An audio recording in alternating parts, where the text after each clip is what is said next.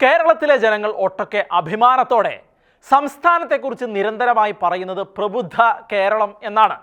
ലോകത്തിലെ സകല രാജ്യങ്ങളിലും മെഡിക്കൽ എഞ്ചിനീയറിംഗ് സാങ്കേതിക വിദഗ്ധ സേവന രംഗത്ത് മലയാളികളുടെ സാന്നിധ്യമുള്ളതിനാൽ ഒരു പരിധിവരെ അത് യാഥാർത്ഥ്യവുമാണ്. എന്നാൽ ദൈവത്തിൻ്റെ സ്വന്തം നാടെന്ന് പുകൾപ്പെട്ട ഈ സംസ്ഥാനത്ത് നിന്ന് പ്രതിവർഷം ലക്ഷക്കണക്കിന് വിദ്യാർത്ഥികളാണ് വിദേശ രാജ്യങ്ങളിലേക്ക് ചേക്കേറുന്നത്. അവർക്കിവിടെ മെച്ചപ്പെട്ട വിദ്യാഭ്യാസവും തതുല്യമായ ജീവിത നിലവാരങ്ങൾ കെട്ടിപ്പടുക്കുവാൻ പോകുന്ന സാഹചര്യങ്ങളും ഇല്ലാത്തതിനാൽ തന്നെയാണ് അവർ ഈ കുടിയേറ്റം നടത്തുന്നത് എന്നുള്ളതൊരു വസ്തുത തന്നെയാണ്. കഴിഞ്ഞ 5 വർഷത്തിനിടയ്ക്ക് 3 ലക്ഷത്തിനടുത്ത് വിദ്യാർത്ഥികളാണ് പഠനത്തിനും ജോലിക്കുമായി കേരളത്തിൽ നിന്ന് വിദേശ രാജ്യങ്ങളിലേക്ക് ചേക്കേറിയത്.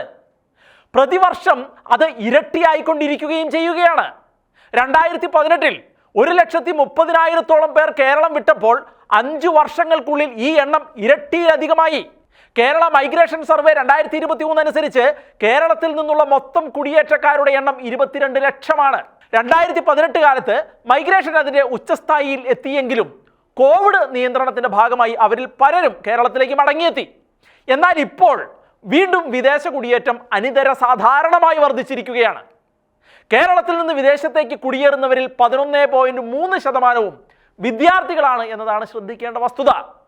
ഉന്നത വിദ്യാഭ്യാസവും മെച്ചപ്പെട്ട ജോലിയുമാണ് പലരെയും വിദേശ രാജ്യങ്ങളിലേക്ക് ആകർഷിക്കുന്നതെങ്കിലും അവരിൽ പലരും പെർമനന്റ് റെസിഡൻസി നേടി അവിടെ തന്നെ സ്ഥിരതാമസമാക്കുന്ന പതിവാണ് കാണുന്നത്. 2023-ൽ മാത്രം വിദേശ വിദ്യാഭ്യാസത്തിനായി കേരളം വിട്ടത് 2.5 ലക്ഷം വിദ്യാർത്ഥികളാണ്. അവരിൽ പലരും ഇതേ രീതികൾ പിന്തുടരുകയാണ്.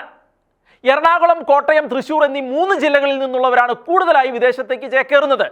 2023-ൽ എറണാകുളം ജില്ലയിൽ നിന്ന് മാത്രം വിദേശത്തേക്ക് പോയത് 43,990 പേരാണ്. തൃശ്ശൂരിൽ നിന്ന് 35,873 പേരും കോട്ടയത്ത് നിന്ന് 35,382 പേരുമാണ് 2023-ൽ മാത്രം വിദേശത്തേക്ക് പോയത്.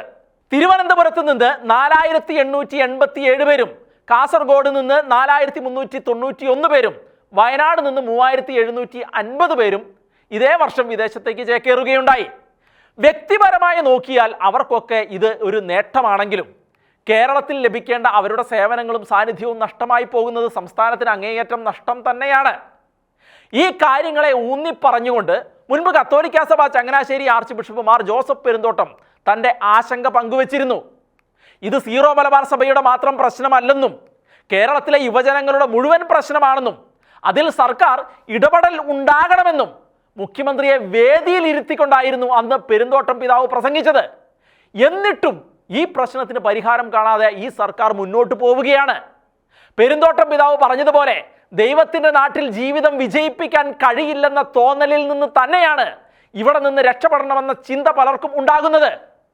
എന്നാൽ അത്തരം തോന്നലുകൾക്കപ്പുറത്ത് ഇവിടെ മെച്ചപ്പെട്ട രീതിയിലുള്ള വിദ്യാഭ്യാസവും മികച്ച ജോലി ചെയ്യാനും ജീവിച്ച് വിജയിക്കാനും കഴിയുന്ന സാഹചര്യമുണ്ട് എന്ന് തലമുറകൾക്ക് ബോധ്യപ്പെടണം. അതിനുള്ള ഉത്തരവാദിത്വം പ്രധാനമായും ഇവിടെ ഭരിക്കുന്ന സർക്കാരിന് തന്നെയാണ്. അത്തരം ചില പ്രതീക്ഷകൾ ഉയർന്നു വന്ന കാലഘട്ടമായിരുന്നു ഉമ്മൻചാണ്ടി മുഖ്യമന്ത്രിയായിരുന്ന 5 വർഷങ്ങൾ.